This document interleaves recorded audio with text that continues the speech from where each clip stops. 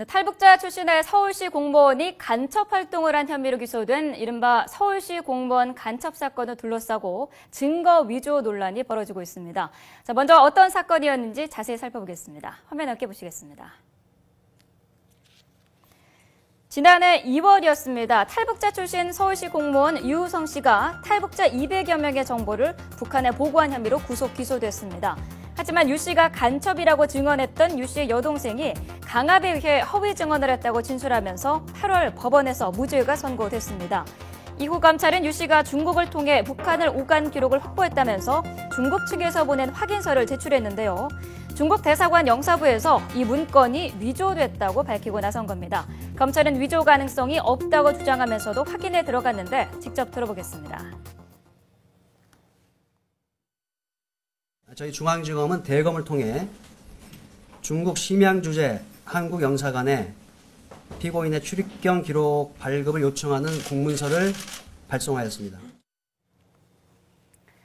네, 이 문제 정미경 전 새누리당 의원, 전해숙 전 민주당 의원과 자세한 얘기 나눠보겠습니다. 어서 오십시오. 네, 안녕하세요. 안녕하세요. 네. 자, 민주당은 지금 국정조사까지 요구를 하고 있고요. 새누리당은 좀 더 신중하자 이런 입장인데 먼저 양당의 입장 들어보고 말씀 나눠보도록 하겠습니다. 들어보시죠. 이 부분은 국정조사 말고는 답이 없다고 생각을 하고요. 국정조사 후에 사법적으로 정리할 일이 있으면 수사기관인 검찰과 역시 공안수사기관인 국정원이 관련돼 있기 때문에 별개의 특검을 통해서 사후 보완적으로 특검을 요청할 생각입니다. 민주당이 역시나 이를 정치 공세의 수단으로 삼으며 검찰과 사법부를 압박하는 모습은 우려스럽기 그지없다. 재판 결과도 나오지 않은 사건을 일부 정황만을 놓고 특검 운운하며 개입하는 것이 책임 있는 공당의 자세인지 묻고 싶다. 네. 자, 증거 위조가 사실이건 사실이 아니던 건 간에 굉장히 지금 황당한 그런 상황인데, 자, 네. 자, 그 전에 먼저 속보가 들어와 있는데요. 자, 외교부에서 이집트 병원에 있는 한국인은 15명이라고 확인을 했습니다. 자, 이집트 버스 폭탄 테러 사건과 관련해서 외교부가 이집트 병원에 있는 한국인 부상자 모두 15명이라고 밝혔습니다. 자세한 소식 들어오는 대로 다시 전해드리겠습니다. 자, 먼저 정미경 의원님, 자, 이번 사건 국정조사까지 가야 한다고 보십니까? 지금 아까 말씀하신 것처럼 황당한 네. 사건이거든요. 제가 들어볼 때도. 네. 검찰 출신인데도. 네. 근데 지금 보니까 일단 진위 여부, 진짜가 뭔지 그게 먼저 밝혀져야 될 것 같은데요. 네. 그거를 국정조사를 통하는 거는 그 나중에 해도 되니까 지금 일단 검찰이 확인을 좀 해야 될 것 같아요. 네. 제가 볼 때는 검찰에서 이거를 뭐 위조된 증거를 그 법원에다가 제출하고 그러진 않았을 거예요. 네.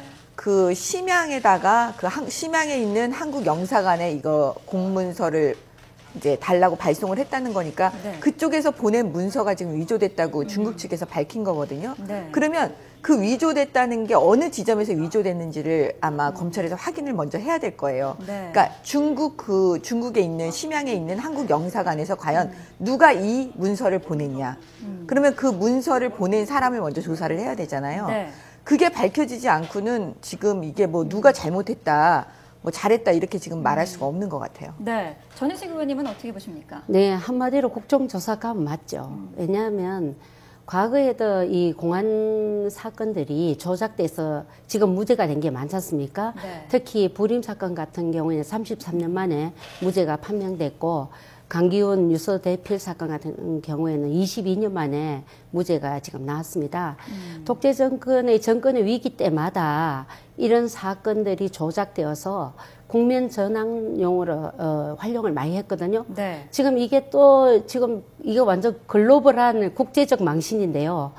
이 자료를 국정원이 검찰에 제출했다는 거 아닙니까? 네. 그런데 중국에서는 이거를 형사 범죄로 보고 자기들이 이걸 수사를 하겠다. 뭐 이런 정도로까지 나오고 있는 상태이거든요. 네. 그래서 참 부끄러운 일이라고 생각을 합니다.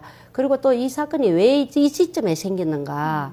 그걸 보면은 그게 바로 대선 끝나고 나서 국정원이 여기에 대선에 개입됐다 해서 그 당시에 국정원 특위 국정조사 이 말이 나왔을 때 이게 생겼거든요. 그래서 저는 상당히 이게 서둘러서 하는 과정 속에서 생긴 결과다 이렇게 보고 있습니다. 네, 국정원이 언급돼서 말인데요. 사실 오늘 그 이석기 의원의 내란 음모 사건의 1심 선고가 오늘 내려지지 않습니까? 오후에 이렇게 근데 그 공안 관련 수사가 국민에게 믿음을 주지 못하면 오늘 이 선고 자체에 대한 불신도 있을 것 같아요. 어떻게 보십니까?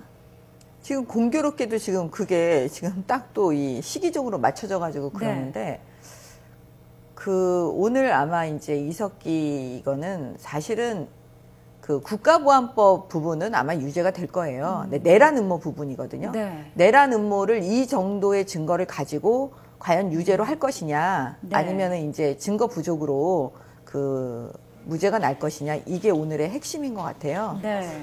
제가 볼 때는 그 지금까지 언론에 나와 있는 상황으로 봐서는 그래도 유죄 판결이 나지 않을까 이렇게 조심스럽게 제가 예측은 좀 해봅니다. 네, 전 의원님은 어떻게 보십니까? 예, 우리나라 인권 지수가 지금 계속 내려가고 있습니다. 세계적으로도 인정을 받지 못하고 있는데 모든 게 여론에 의해서도 안 되고 진실과 사실에 기초해서 이 판결이 났으면 좋겠습니다. 그러면 네. 국민들이 굉장히 신뢰할 수 있는데 지금처럼 이렇게 검찰이 낸 증거가 이렇게 뭐 위조되고 그것이 외국으로부터도 망신을 당하는 이런 사태가 없었으면 좋겠다는 생각이에요. 네. 정 의원님은 앞서서도 말씀하셨듯이 검찰에도 몸을 담으셨는데 이 위조된 증거를 채택할 가능성은 어느 정도가 있다고 보십니까? 아니, 검찰에서 알고 그 증거가 위조됐다는 걸 알고도 채택하는 경우는 없어요. 네. 그거는 법조인의 양심으로도 법조인이 아니기 때문에 진짜 네. 그건 범죄 행위잖아요. 그러니까 그런 일은 없고, 제가 볼 때는 만약에 국정원에서 아까 우리 전 의원님 말씀하신 대로 국정원에서 이 자료를 먼저 검찰에 줬다고 한다면 국정원 조사를 해야 되는 거죠. 왜 네. 그런 그 위조된 자료를 그러면 어떻게 그러니까 어떻게 입수를 해서 어떻게 검찰에 제출했는지 그 조사가 들어가야 되기 때문에 이거 좀 심각하거든요. 네. 제가 다시 검찰에 들어가서 다시 한번 수사해보고 싶은 사건이에요. 그래서 국정조사가 정말 필요한 거예요. 아니, 그게. 근데 그냥 지금 국정조사가 그게- 들어가면 예. 사실 뭐가 문제가 되냐면 정말 진위 여부가 제대로 밝혀지지 않고 또 정쟁으로 흐를 가능성이 있으니까 일단 검찰에서 이 사건을 검찰의 운명을 걸고 저는 제가 보기에는 밝혀줘야 된다고 생각을 해요. 네. 그 다음에 그걸 보고 국회에서 이제 국정조사를 할 것인지 말 것인지 결정하는 게 순리라고 보여집니다. 네. 민주당은 지금 검찰도 알고 있었을 것이다라는 게 지금 주장을 하고 있는 거거든요. 고의적으로 그 증거를 위조했을 가능성도 있다라고 보십니까? 글쎄, 그 검찰이 잘못된 걸 제출하려는 저도 없다라고 생각은 하지만 네. 사건을 당해보면은 저도 그 과거에 재판을 당해왔지 않습니까? 네. 근데 저한테 저를 고소하기 위해서는 저한테 유리한 자료를 다 빼버리더라고요. 나중에 밝혀졌지만. 네. 그래서 그런 부분에서 저는 이 검찰이 과연 잘못된 부분을 스스로 자정작용을 할 수 있을까. 그래서 저는 이거는 국정조사를 통해서 공정하게 이거는 먼저 판명을 해봐야 된다라는 거죠. 자정작용을 바랄 수 있으면 제일 좋죠. 근데 네. 그게 각 기관이 자기 스스로 제사를 도려내는 일은 쉽지 않다. 저는 그렇게 봅니다. 네, 알겠습니다. 오늘 두 분 말씀은 여기까지 듣도록 하겠습니다. 정미경 전 새누리당 의원, 전혜숙 전 민주당 의원이었습니다. 오늘 말씀 감사합니다. 네, 고맙습니다.